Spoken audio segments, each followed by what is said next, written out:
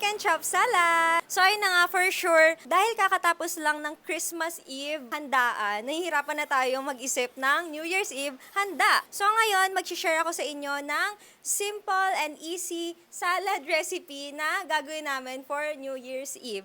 I call this chicken chop salad. Romaine lettuce, tomatoes, white onion, black beans or kidney beans. Pero I know na hindi lahat ng Filipinos gusto ng may beans sa salad. Pero for me, I like it for more protein. For chicken, you don't have to cook na yung chicken. Bumili lang kayo ng half chicken doon sa pinaka-favorite nyong lechuna ng chicken. Kinuha ko yung breast part.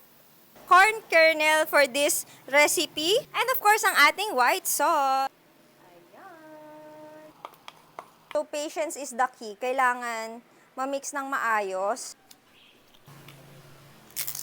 Hindi ako kumakain ng beans pero bagay siya.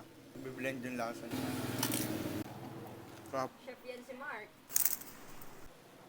Since may nacho siya crispy, tapos may pagka-citrus, may pagka-sour din, something na sweet because dun sa corn kernels, rich siya ng flavors.